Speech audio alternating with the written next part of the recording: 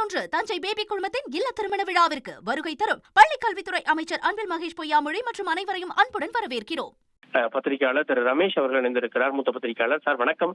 பாமகவில் இருந்து அன்புமணி நீக்கப்பட்டிருக்கார். தனி கட்சி வேணா தொடங்கிக்கோ அப்படின்ற அளவுக்கு மருத்துவர் ராமதாஸ் இப்ப பேசியிருக்காரு. எப்படி பாக்குறீங்க? பாரத் பாட்டாளி மக்கள் கட்சி பிளவை நோக்கி நகர்ந்து வந்த நிலையில் அப்படி ஒரு பிளவு நேரிட்டு விடக்கூடாது என்று கட்சிக்குள்ளும் வெளியிலும் சில முயற்சிகள் மேற்கொள்ளப்பட்டு வந்தன.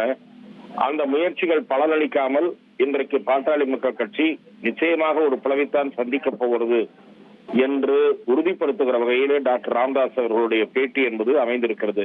பாட்டாளி மக்கள் கட்சியிலிருந்து திரு அன்புமணி நீக்கப்பட்டிருக்கிறார்.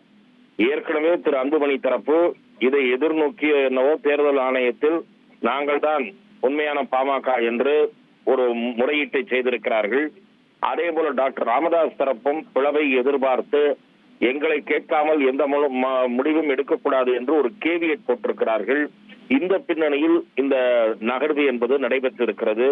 இது பாட்டாளி மக்கள் கட்சியை அரசியல் ரீதியாக மேலும் பலவீனமட செய்யும் என்பதுதான் முதல் கட்ட பார்வை. பாட்டாளி மக்கள் கட்சிக்கு பழைய வாக்கு வலிமை இருக்கிறதா என்பதே சந்தேகம்.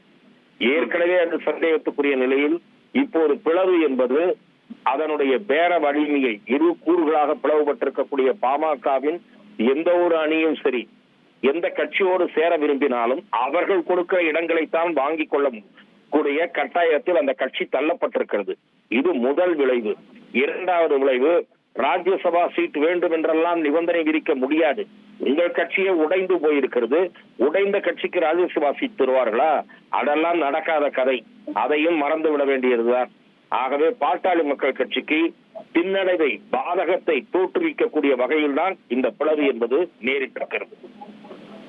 நன்றி திரு ரமேஷ், இணைந்து உங்களுடைய பார்வைகளை பதிவு செய்ததற்கு நன்றி. செப்டம்பர் 11 தஞ்சை பேபி குழுமத்தின் இல்ல திருமண விழாவிற்கு வருகை தரும் பள்ளிக் கல்வித்துறை அமைச்சர் அன்பில் மகேஷ் பொய்யாமொழி மற்றும் அனைவரையும் அன்புடன் வரவேற்கிறோம்.